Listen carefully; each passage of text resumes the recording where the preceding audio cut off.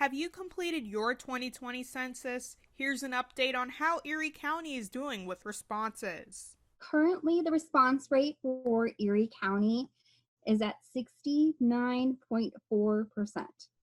So we're still waiting on a little over 30% of households to respond, but we're doing fairly well. The national response rate is 62%.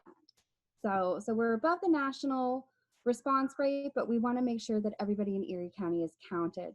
We're more than halfway there, but we still have work to do. So if you have not yet completed your questionnaire for the 2020 census, here's a reminder of some of the ways that you can respond. Probably the easiest way would be to complete your 2020 census online by visiting my2020census.gov.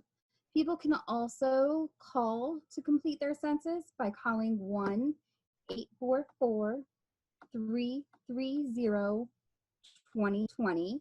And I've heard occasionally there can be some wait times, but you can put in a request to be called back. Coming up in the future, there will be places that you can go to fill out the census, where there would be Census Bureau workers there to help you fill out the census. Here are some of the questions that you'll see on the questionnaire. If anybody wants to see the questions, they are available on 2020census.gov on their website. You can go ahead and look.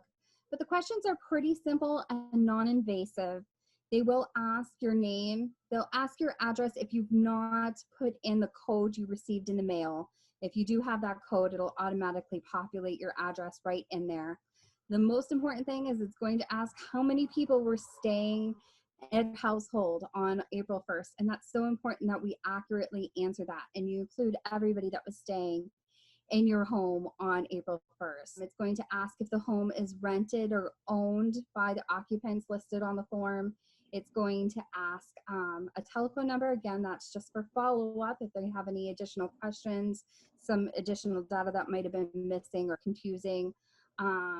They will ask your gender, age and date of birth, if you are Hispanic, Latino, Spanish origin, and your race.